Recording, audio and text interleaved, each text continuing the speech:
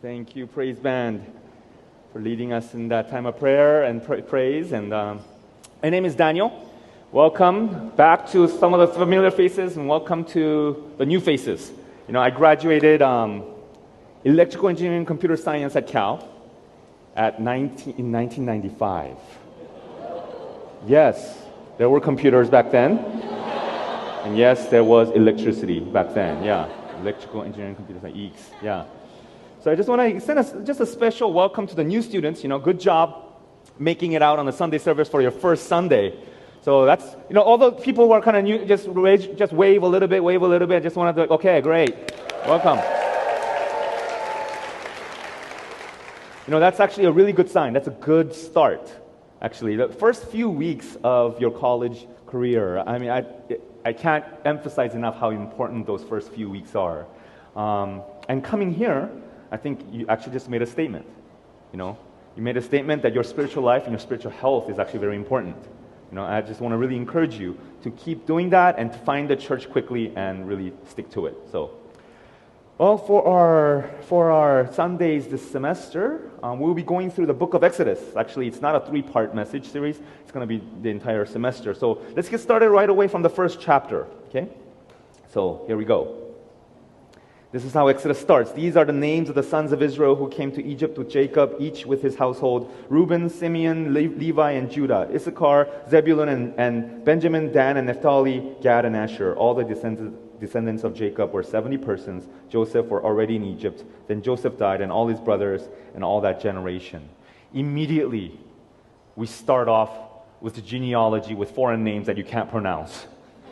And you're like, this is why I never read the Bible. You know, it's just like, what does this have to do with me? You know, but let's take a step back for a moment, and I think we can draw one short insight here.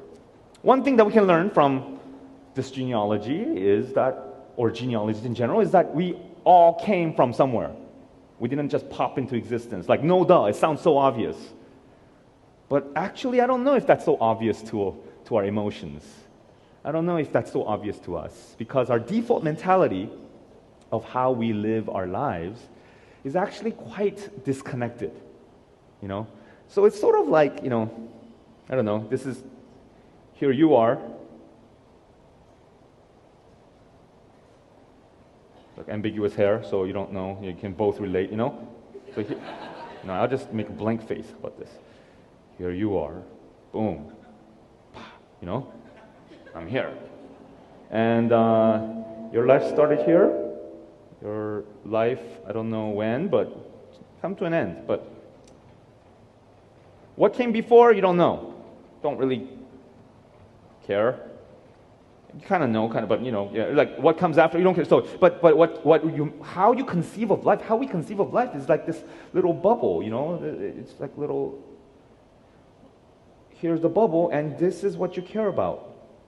That's how we conceive of life, and we have to somehow figure out how to, I don't know, like go on a path through life as a bubble floating through space.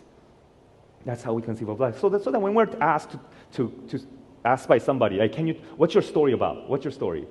We typically begin with, well, I grew up in this town, or I grew up in this way.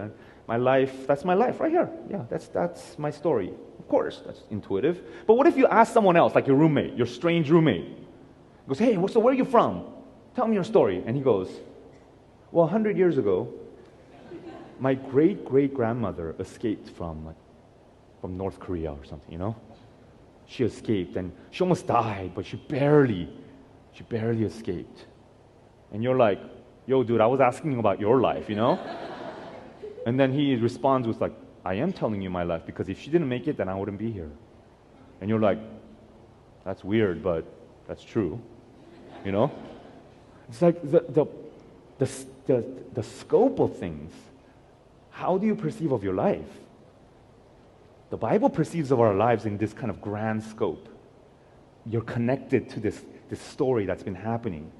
You know, when we read the Bible, we learn that life's curtains did not open upon our entrance, and life's curtains will not close upon our exit. there's something else going on. There's a bigger story, a bigger drama that's already there, that's been there before our lifetime, and it's going to continue beyond our lifetime, So when we study the scriptures, I think it really connects us to that. But the people of Israel were fruitful and increased greatly. They multiplied and grew exceedingly strong so that the land was filled with them. Now there arose a new king over Egypt who did not know Joseph. So the genealogy ends with Joseph because he was actually one of the prime ministers of Egypt, and he made, Egypt flourish because of his wise counsel and just understanding of like famine and what to do and things like that. So we're introduced to Pharaoh here, this new king over Egypt. Many years later, so many years later, this new king over Egypt named, what that we call Pharaoh, arises, and we're introduced in. And there's some background about Pharaoh, though. This is a hieroglyph of Pharaoh. He was considered the son of Ra, the son of, like Ra is the sun god, S-U-N. So he's the son of the sun, and he was the unquestioned divine authority in Egypt.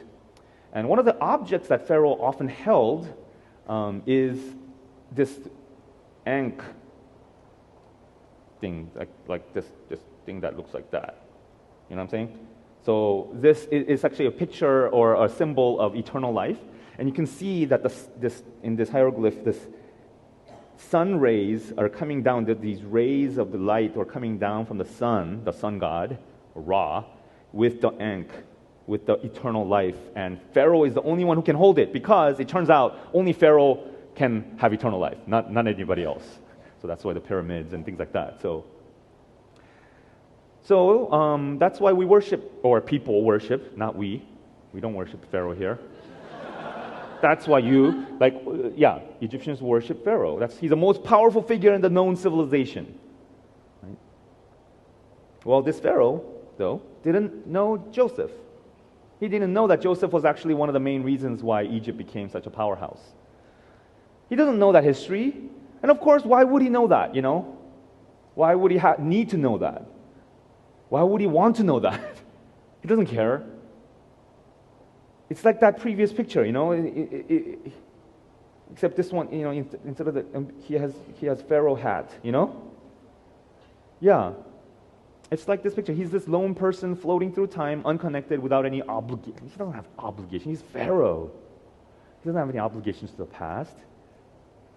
And I think this is a very modern ethos, actually, that I'm describing here. And in a way, pharaohs, and in the Bible, there's descriptions of people, of powerful people that have that kind of mentality. Like, I don't care what happened before, I don't care what happens after.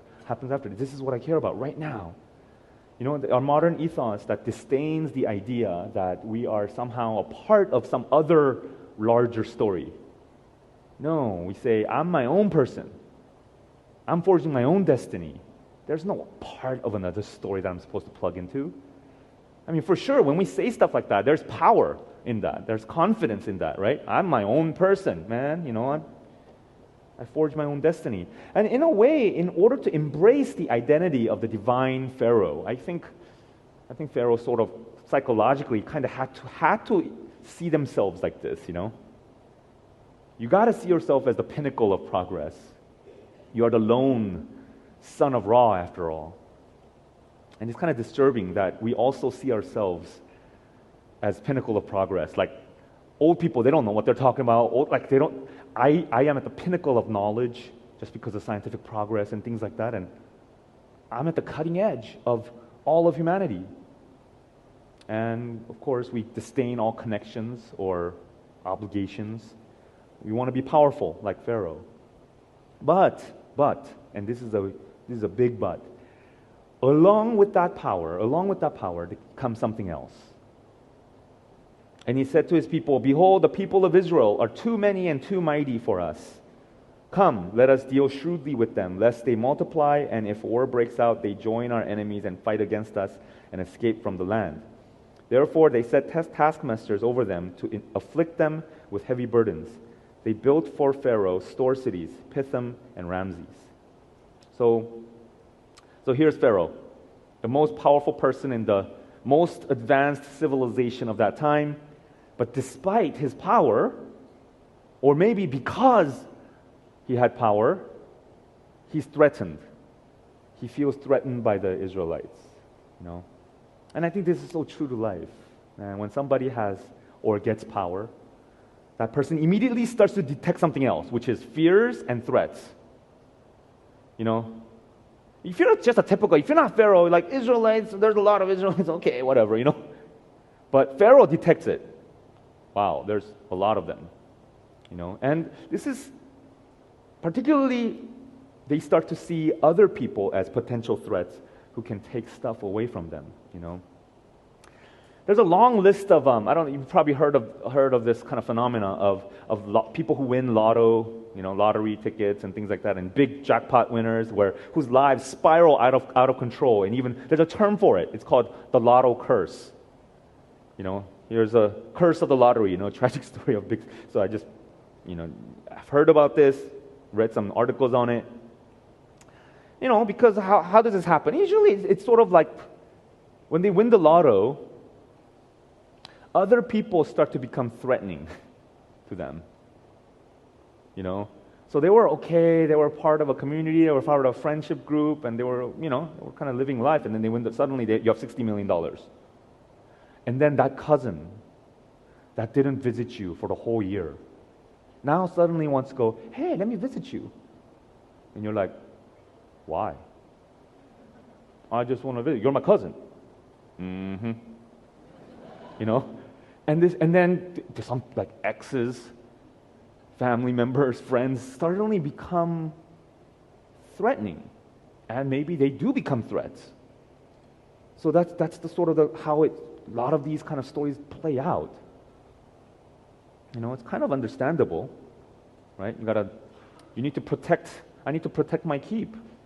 So what do you need to do? You need to deal shrewdly. You need to deal shrewdly with others. Pharaoh dealt with his threat shrewdly, smartly. He decided to make them into slaves, to afflict them with heavy burdens, and so that the population can be thinned out a little bit. But in the meanwhile, while their population is being thinned out, he gets 2 cities. You know, the Pharaoh store cities, Pithom and Ramses. It's like, wow, he gets 2 cities out of it. Guess that's pretty smart. You know, so much of world conflict and world issues are driven by this dynamic. Wars and this huge defense budget. What's that about? If you're a powerhouse, if you are powerful, the superpower of the world, you got to protect your keep, I guess, right? That just seems like that's just natural dynamic. And even slavery, as this text insightfully shows, it's driven by this dynamic of a powerful person or a group feeling fear that their power will be taken away, that's one of the reasons. There's economic reasons as well, but that kind of thing of oppression. We don't have to be a world leader to experience this dynamic, of course, right? This is the drama that happens in high schools and beyond all the time, right? When you get close to that valedictorian position, that valedictorian status. Freshman year, you didn't know. Sophomore, junior, you're like, this could be a possibility for me. Maybe some of you were in that position, Then you start seeing rivals. Before you're like, oh, those nerds, Now they're like, they're threats. Right? When there's only one spot for that internship position, that coveted internship, and you're okay as long as it's just you. You're the only one who applied, and you look behind you, and there's long line forming, and you're like, oh no, right? It's fine if someone is sufficiently popular among his or her small group of friends, or the line of the friendship lines that they draw in high school, I guess, right? They just like that. Those are my friends that I care about, and as long as I'm in the top in that group, I'm good. But if there's someone else who threatens to take that spot, oh man, you better watch out. Pharaoh's going to show up. People will act like pharaohs. People will deal shrewdly with one another. People will destroy one another with strategic gossip. They will finsta each other to death. I don't know if you can use that as a verb, but I just did. Right? Yeah, what's ultimately the engine that's driving all of this? What's ultimately the engine? It's fear and threat, isn't it? It's fear and threat. If you think about it, even our dreams and our goals are in a way a response to this fear and threat. Why do we dream of success? Why do we dream of ascending? Why do we want to become like Pharaoh? Actually, we do, don't we? Actually, we do. The whole world tells us you got to become like Pharaoh. You ascend, and go to the top. Be like Pharaoh. Why do we want that? Well, it's so that we can be secure and safe against the threats of this world. Our dreams are is driven by this engine of threat of failure, or fear of failure, fear of poverty. And you go, okay, I want to be safe against that. So if you think about the whole picture of success, what's a picture of success that you can think of? Like, you got to have a mansion, of course. Right? This is a giant door with one of those car, you know what I'm talking about? Like, and then it's on a hill, of course. Impossible hill. You can't climb. And then there's a gate, right? Which has a road that has another gate with fences and, nice fences, but kind of has traps underneath or something, so that nobody can enter. So people can't just show up to, that's picture of success. You need to go through 2 gates just to ring the doorbell with armed guards. I mean, that's like a drug lord. Anyway, never mind. Right? Yeah, that's a picture of success.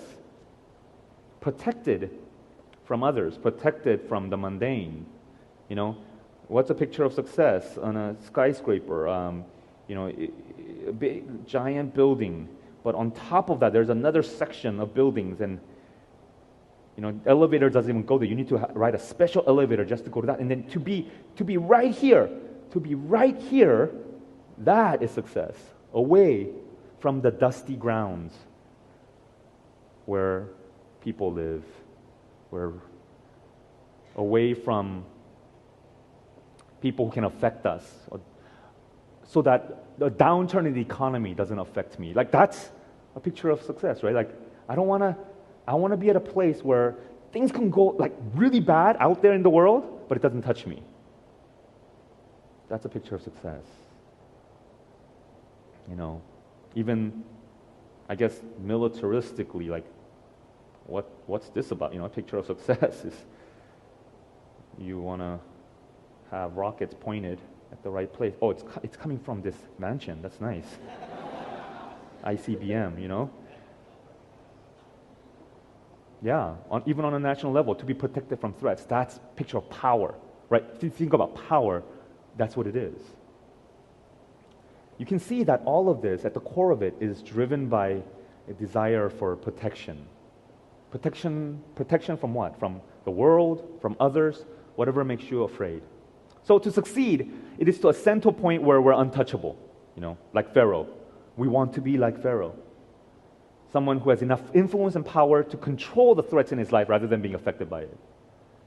And man, Pharaoh controlled it. Pharaoh dealt shrewdly with the competition and tried to oppress them. But here's the problem. But the more they were oppressed, the more they multiplied and the more they spread abroad. And the Egyptians were in dread of the people of Israel. So they ruthlessly made the people of Israel work as slaves and made their lives bitter with hard service in mortar and brick and in all kinds of work in the field. In all their work, they ruthlessly made them work as slaves. So a life of trying to ascend and become like Pharaoh. Here's the irony. You will experience dread toward a competition, toward potential threats. Ultimately, you end up becoming ruthless toward others because ultimately the journey toward personal protection and ascendancy, that journey is a solo journey. You're on your own. It's like that bubble. If that's your conception of life, which is the default conception that we have, then you're alone. Ultimately, you're alone. And the main obstacles in your way toward protection, toward ascendancy, is going to be other people. It's not going to be like hurdles. It's going to be other people. And I think it gives us pause to consider, what do I want in life?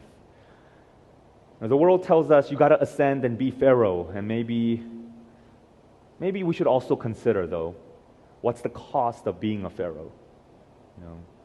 To be protected from all the fears in life, to be untouched by all the threats in life. That means you'll be protected and untouched from people. You will be untouched by love. You'll be untouchable from hurt.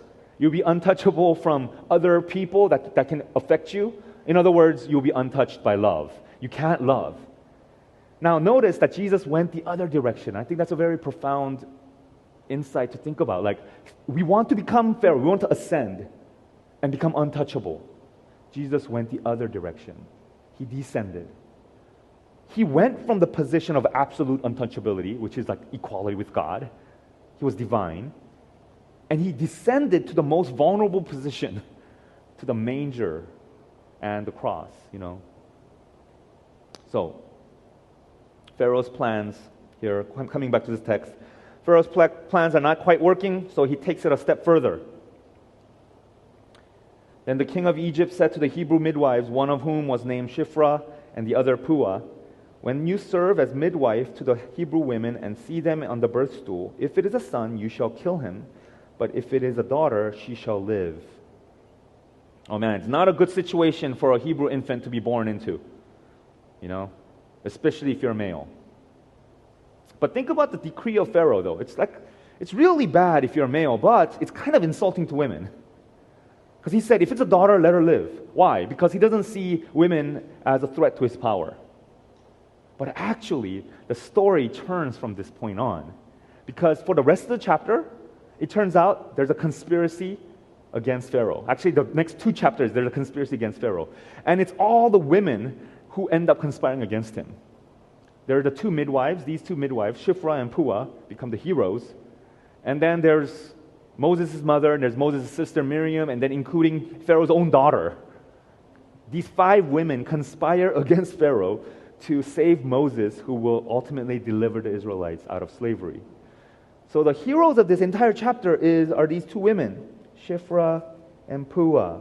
Too bad that no one names their daughters after these names, I mean, every time I think about this message and hear this message and give this message, it's like, man, they're heroic, but yeah, sounds bad though, their name. So maybe we should, No, I'm not going to. I didn't, so. But the midwives feared God and did not do as the king of Egypt commanded them, but let the male children live. So the king of Egypt called the midwives and said to them, why have you done this, and let the male children live? The midwife said to Pharaoh, because the Hebrew women are not like the Egyptian women, for they are vigorous and give birth before the midwife comes to them. So God dealt well with the midwives, and the people multiplied and grew very strong, and because the midwives feared God, he gave them families. Okay, so it's kind of funny when Pharaoh asks, why did you let the boys live? Their answer sort of insults the Egyptians. Because actually these Shiphrah and Puah, they were actually Hebrew women. So they're like, us, we're Hebrew. So, it's because they're not like Egyptian women. Us Hebrews, we're not like that. We don't have to sit at home. Like, we're vigorous.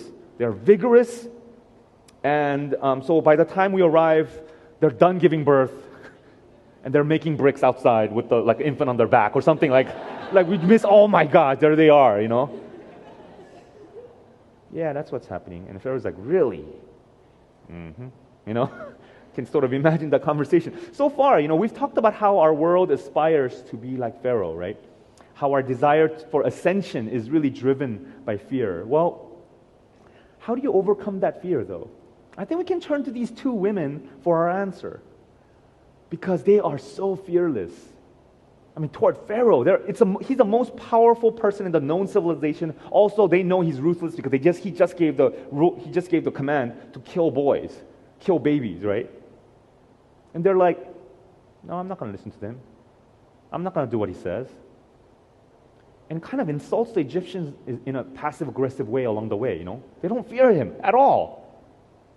Well, I guess they fear him a little. I mean, they're realistic. They did lie.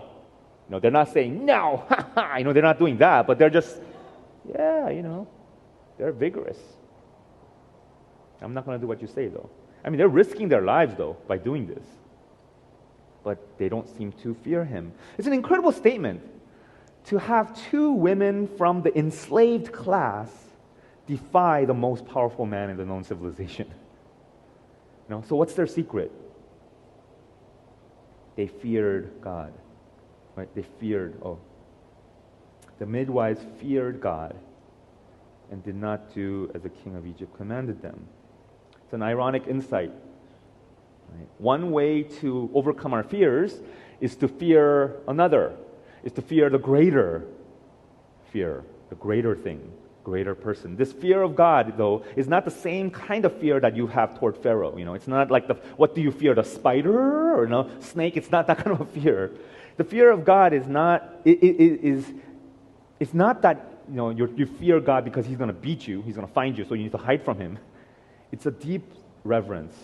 It's a deep awareness of a rightful claim that God has over you. To respect the boundaries that God has placed. I can imagine this conversation. Pharaoh telling them, "This is what you do, okay? I'm the king, so you listen." And they're like, "Sure, okay, thank you for telling us, but we have another king. We actually serve another king." Man, they are so defiant and rebellious in the right way. It's so interesting that when people fear God, when they actually submit to God and obey God, that fears actually makes them really bold. They can become profoundly defiant toward the pharaohs of the world. So come on, I want to encourage you. You should be rebellious and defiant in that kind of right way. Not some stupid rebellion, that says, I'm going to rebel against everyone and anyone who tells me what to do. I'm going to rebel for the sake of my individuality. I mean, that's just dumb. There's a sociological analysis that commented on our generation's quote unquote rebellion, and there's a poignant quote that went something like this: a person who rebels against anything for the sake of his uniqueness forfeits his prerogative to rebel against anything. So be defiant in the right way. Now, I know that coming into college, we have many fears and anxieties. Right? College life is filled with anxiety. We are anxious about whether or not we're gonna make it. That was the question that was on my mind. My freshman year, I remember thinking, am I gonna make it here? Am I gonna be okay here? Right? We fear rejection, and we have a lot of anxiety, social anxieties, academic anxieties, anxiety about the future. So all of this anxiety and fears is really it's a recipe for bowing down before the pharaohs on college campuses.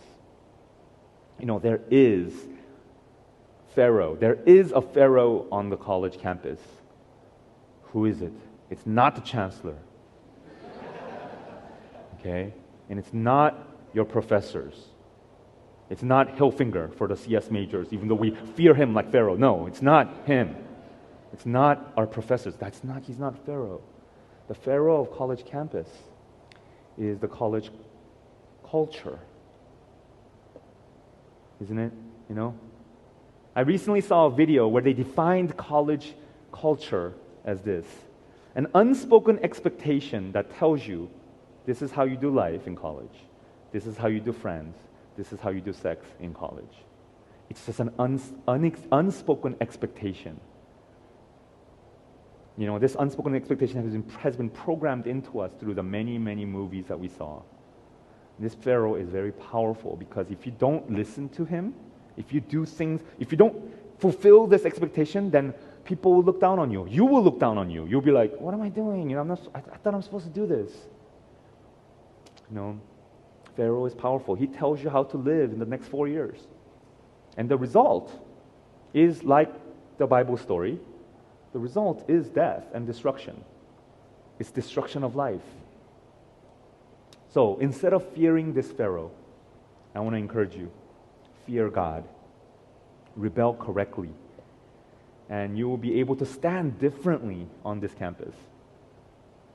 Everyone around you might be bowing down to the Pharaoh of college culture, but you don't have to respond to that. You can say, thank you very much for telling me, but I have another king. I serve another king. I think it's telling that there were two, Shiphrah and Puah. When you do try to stand differently from the rest of the world, it will be really hard to do it alone. So if there's another person though, another person who says, hey, we don't have to listen to this Pharaoh, right? We don't have to listen to this. You're like, no, we don't. Man, it's amazingly, it breeds in courage, right? So find some people to rebel together with. Okay? You can't do this alone. It's going to be super hard.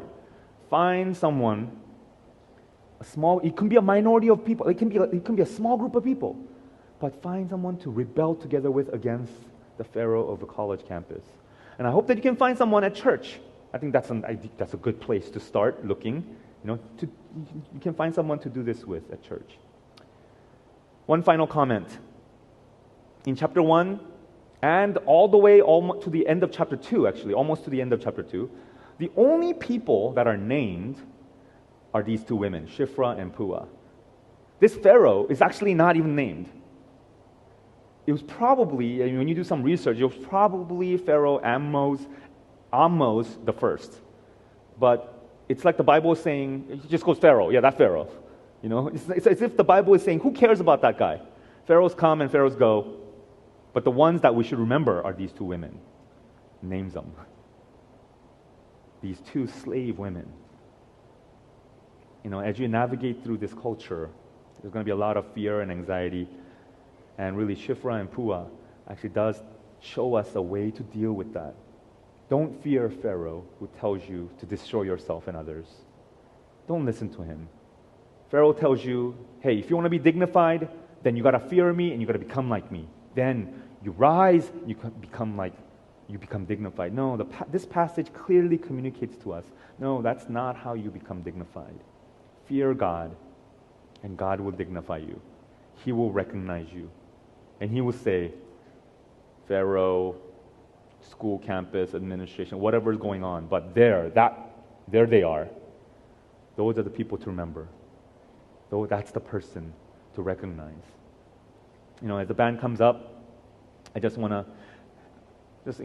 have a time of just reflection and prayer. I'm going to give you some prompts to sort of think through it. So as you think about the college campus, as you think about the college culture, which has a powerful Pharaoh-like voice in our hearts and the expectations of obedience. Maybe you can think about what are some of the things that this Pharaoh is telling you? What's the Pharaoh that you fear as you start this new year? Maybe you can say a prayer of commitment. Prayer of commitment to say, I will serve a different king. I will stand differently on this campus. So as you think about that, let's just have a time of prayer and personal reflection, and then Dan will actually sing the final song soon after.